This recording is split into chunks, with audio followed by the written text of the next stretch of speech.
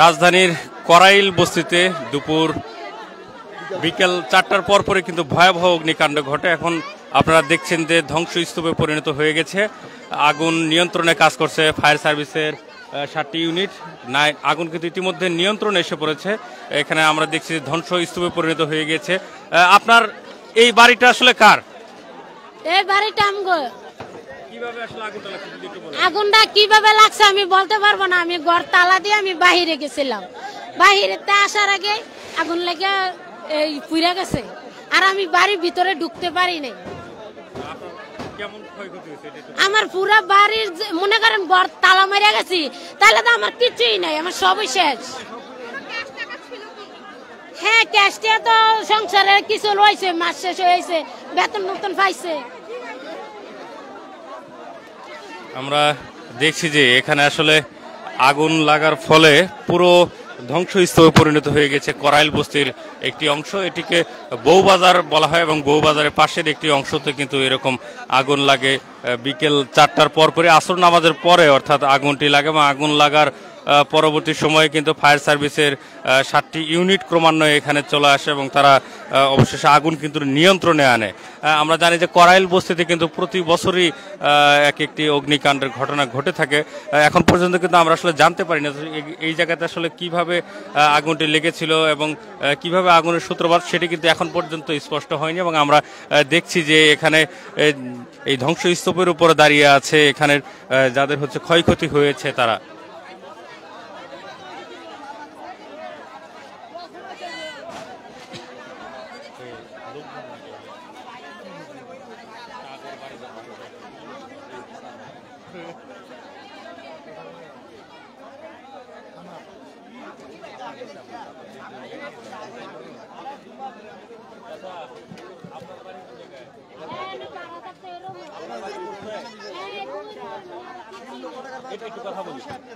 আমরা এখানে আরেকজন ব্যক্তির সাথে একটু কথা বলবো। আপনার আসলে ঘর ছিল কোথায় একটু যদি দেখান। এখানে রুম ছিল আমার। এখানে রুম ছিল আমার, প্রায় 3 লক্ষ টাকার মাল পড়ছে আর নগদ পড়ছে 10,000 টাকা। এটা আমরা জানি না, আমি ছিলাম ঘুমের মেয়েদিন। ঠিক আছে, আমি তো সারাদিন কাজ করি বানানি, ঘুমের মেয়েদা ছিলাম। ঘুমের তুটটা চাই দিকে এই দিকটা আগুন হইতেছে শোষো কইরা, তখন আমরা কিচ্ছু বার করতে পারছি না, একটা ভূতের নালও বার করতে পারছি না, সব শেষ। অনুমানিক গর্ব 300 রুপে। হ্যাঁ, এই যে আপনার এই মাথাতে মাথা পর্যন্ত, এটা তো গণক বসুকা ছিল, জিলের মেয়েদের বাড়ি ঘর করছিল। 300 রুম হইব, কম হইতো না। ঘর তো ছুটু ছুটু বানাই লাগছে, 300 বেশি হইব। আমরা দেখছি যে এখানে আগুন নিভানোর পরবর্তী সময়ে কিন্তু এই জায়গা পুরোটা একদম ধ্বংসস্তূপে পরিণত হয়ে গিয়েছে এবং সেখানে কিন্তু ধ্বংসস্তূপে দাঁড়িয়ে আছেন অনেকে, যাদের বাড়িঘর আসলে পুড়ে গিয়েছে। অনেকে এরকমও রয়েছেন যে যাদের আসলে এই জায়গা থেকে নিয়ে যাওয়ার মতো কোনো কিছু আসলে কোনো সময়ই পাননি এবং তারা কিন্তু সর্বশেষ এখানে আহাজারি করছেন অনেকেই। আমরা দেখছি করাইল বস্তি থেকে যে আগুন লেগেছিল সেই বস্তির সর্বশেষ পরিস্থিতি।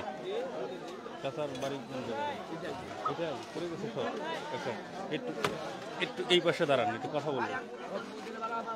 আমরা এখন আরেকজনের সাথে একটু কথা বলবো। আসলে আপনার ঘর কোনটা ছিল? আমার ঘর এই লেনটা আর এই লেনটা পুরোটাই দুনটা। কোনো কিছু ঘর থেকে বের করতেছে নাকি? কিচ্ছু বার করতে নাই, সব শেষ, খালি দিয়ে আছে।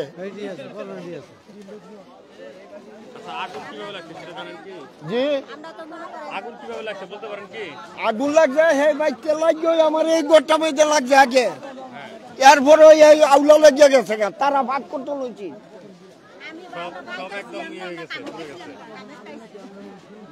পাশাপাশি তো ঘর লাগিয়ে গেছে। আচ্ছা, আপনার আসলে কোথায় ঘর ছিল? কোথায় ঘর ছিল আপনার?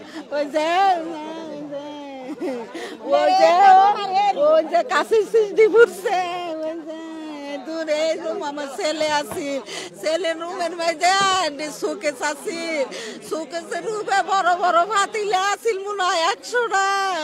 আমার ভূতের কাপড় চুপড় আমার এই ঘরে আমার কাপড়ের চুপড়ে ভাতের আলমারি টালমারি খাট, 2 রুম 2টা খাট, আমার মনে হয় 2 লাখ টাকার মতো নষ্ট হয়েছে। 2 লাখ টাকার মতো নষ্ট হয়েছে গো।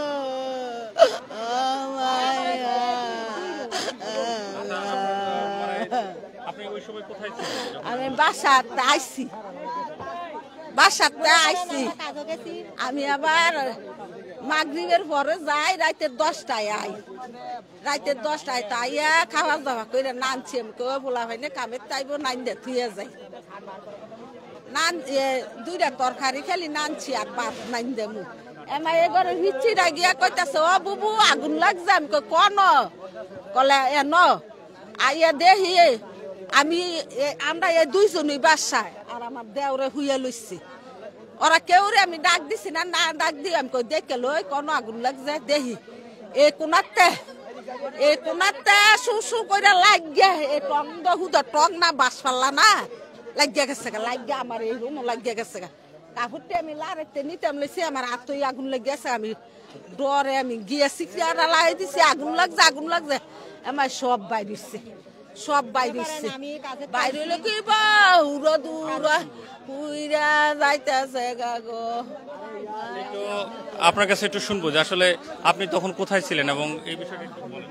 আমি কাজের আইছি 4:30 বাজে, 4টা বাজে হানতে বাইরে হয়েছি, বাইরে এসে এরপরে বাসাতে আইছি। বাসাতাই আমি মনে করেন 5 মিনিট বইছি, বয়ে সেরা বাজারে গেছি। বাজার তাইয়া মনে করেন বাজারে ব্যাগটা দরজার মধ্যে থুইছি, দরজার মধ্যে থোয়ার পরে দেখি আগুন, দরজার মধ্যে থুয়ে দেখি আগুন। এই আগুন দেখে আমরা মনে করেন গর্তে বাইরে গেছি গে। আমার হচ্ছে 2 রুম, আমার এই 2টা রুম সব শেষ। আমি কিছু আমার ঘরের মধ্যে আসছিল 3 লাখ টাকার মতন মাল সাবান আসছিল আমার 2 রুমে। 2 রুমে আসছিল, এক রুমে আসছিল আমার ছেলে আর এক রুমে আমি। একটা কোনো এই যে গায়ের কাপড় দি খালি লইয়া বাইরে গেছি, গায়ের কাপড় দি লইয়া যেটা আমি যে আইয়া দেখে আইতারে না, আগুনের লেগে আইতারে না, আগুনের লেগে আইতারে না। গেছি গা রাস্তাত গেছি গা 2000 টাকা আমার ম্যাডামে দিছে আমার শৈলবেলা না দেখে। কইছে তুমি বাজার কইরো, আমার লেগে বাজার কইরো আইন, তুমি ডাক্তারের কাছে যাইও। এটা বাজার রাস্তাত পড়ে গেছে, কেউই দিছে না, কেউই দিছে না। এটা রাস্তাত পড়ছে তো কেউই দিছে না, এটা দিছে না। আমরা দেখছি যে পুরো জায়গা জুড়ে কিন্তু ধ্বংসস্তূপে পরিণত হয়ে গেছে। এখানে যদি দেখাই যে সর্বশেষ চায়ের কাপ থেকে শুরু করে রান্না করা খাবার সমস্ত কিছু কিন্তু এখানে আসলে এভাবে পড়ে রয়েছে। এবং আমরা যেমনটি জানতে পেরেছি আসলে আগুনের মূল সূত্রপাত কিন্তু আসলে এই বাড়ি থেকেই হয়েছে। এখন পাশেই লেক থাকার ফলে কিন্তু খুব দ্রুতই আসলে আগুনটি নিয়ন্ত্রণে আনা সম্ভব হয়েছে। এবং যদি এখানটায় লেক না থাকলো তাহলে কিন্তু এই করাইল বস্তির যে গলি এবং এখানে আসার যে জায়গা সেটি খুবই অসম্ভব এবং ফায়ার সার্ভিসকে খুব বেগ পেতে হতো। আমরা এমনটি আশা করছি এবং আপনাদেরকে দেখানোর চেষ্টা করছি যে এখানে অনেকগুলো বাড়ি কিন্তু আসলে পুড়ে যায় এবং পুড়ে যাওয়ার ফলে সমস্ত জায়গায় কিন্তু এখন যারা গৃহহীন হয়ে গেছে তাদের আহাজারি কিন্তু আমরা শুনতে পাচ্ছি।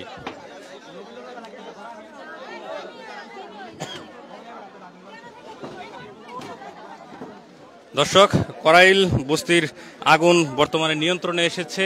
এই ছিল করাইল বস্তি থেকে সর্বশেষ। জাকির হোসেন, ইত্তেফাক, করাইল বস্তি, ঢাকা।